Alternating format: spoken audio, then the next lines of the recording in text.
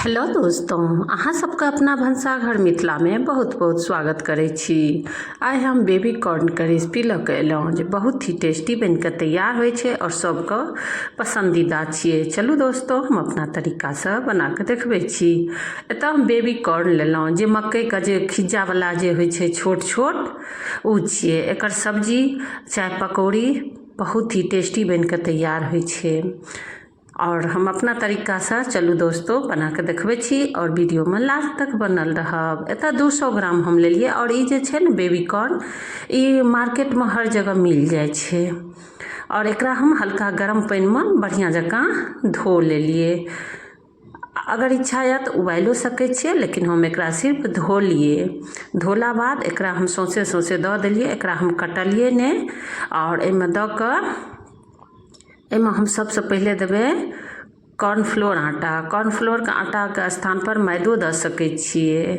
एतऽ हम 2 चम्मच देलिए और 1 चम्मच बेसन देलिए। बेसन अगर नहीं पसंद है तो स्किपो कर सकै छियै। और एहिमे अजवाइन दऽ देलिए, काली मिर्च दऽ देलिए और हल्दी पाउडर, कनी लाल मिर्च पाउडर और कनी हल्का पानी। और हाँ दोस्तों, एहिमे हम नहीं देखा सकलहुँ, एहिमे नमको हल्का दऽ देने छलिए। और पानी जे छै से हल्के दै के छै, अगर जरूरत पड़तै तब बाद में दऽ सकै छियै। और हल्का पानी दऽ के एकरा बढ़िया जकाँ मिक्स करबै। जेना तरुआ आर तरै छियै तेनाहिए लटपट तैयार भऽ जेतै। तकर बाद एना गैस पर तेल चढ़ौने छियै, तेलो गरम भऽ गेल छै। आब एहिमे हम दऽ देबै। और हाँ दोस्तों, अगर इच्छा है उबाले के तो उबालियो सकै छियै बेबी कॉर्न के, लेकिन हम नहीं उबाललिए ओहि दुआरे एकरा फ्राई करबै। लेकिन गैस के ताव जे छै धीमी कऽ देबै। धीमी आँच पर बढ़िया जकाँ सीझ जाइ छै और बहुत ही सॉफ्ट मुलायम खिज्जा रहै छै तो सीझैयो में टाइम नहीं लगै छै। और एकरा हम बढ़िया जकाँ तेल लेबै, बहुत ही क्रिस्पी बनकर तैयार भऽ जाइ छै। और हाँ दोस्तों, चैनल पर पहिलुक बेर छियै, हमर रेसिपी देखै छी, पसंद अबैया तो जरूर दोस्तों सब्सक्राइब नहीं केने छियै तो जरूर सब्सक्राइब कऽ लेब और लाइक कऽ देबै। लाइक करनाइ नहीं भूलब। आब एना हम फ्राई कर लेलिए बेबी कॉर्न का। आब हम लोहिया चढ़ौने छियै, पर हल्का तेल दऽ देलिए और 10 से 12 लहसुन जे छै पीस पीस में हम काटि लेलिए। अगर इच्छा है तो पेस्टो ला सकै छी लहसुन का, लेकिन हम एतऽ काटि लेलिए। आ तकर बाद एहिमे दऽ देलिए प्याज। ई छोटका प्याज छियै, छोटका प्याज के छील के 2 फाँक में कऽ लेने छियै और हरियर मिर्चाई काटि के दऽ देलिए। हम एतऽ तीखी वाली चटपटी बना रहल छियै। तकर बाद एहिमे हम दऽ देलिए गाजर और शिमला मिर्च दऽ देबै। सबसे पहले गाजर देबै। और हाँ दोस्तों, अगर गाजर नहीं है, शिमला मिर्च नहीं है तो कोई बात नहीं, ओनाहियो बना सकै छी। और एकरा हम गाजर मिक्स केला बाद एहिमे शिमला मिर्च दऽ देलिए। क्या तो गाजर कनी हल्का मोट रहे छै, जैसे कि कलर बढ़िया आबै छै, हरा और नारंगी। एक बाद हम कनी पेस्ट दऽ देलिए, आदी के पेस्ट, अदरक पेस्ट दऽ देलिए। दऽ के एकरा हम बढ़िया जकाँ मिक्स करबै। एहिमे ज़्यादा मसाला दै के जरूरत नहीं छै। अगर इच्छा है तो दऽ सकै छियै। 2 से 3 मिनट तक धीमी आंच पर ढक देलिए। तब तक एना जे छै बेबी कॉर्न जे फ्राई केने रहिए ओ ठंडा भऽ गेलै।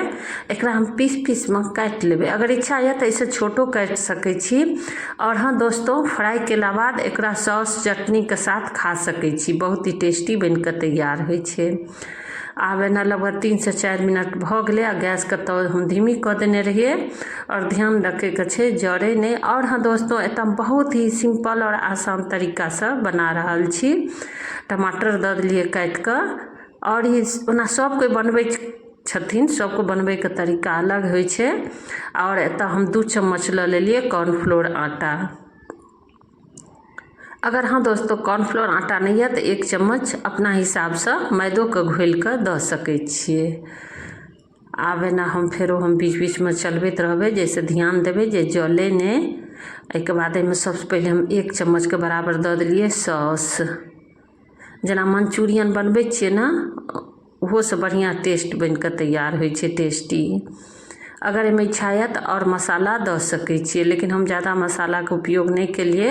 आब एहिमे हम कॉर्नफ्लोर जे घोरने रहिए आटा ओ दऽ देलिए और एकरा हम बढ़िया जकाँ मिक्स करबै। और ध्यान रखे के छै जे गुठली नहीं होय, कियाक तऽ अगर छोड़ि देबै तो तुरंत जम जाइ छै।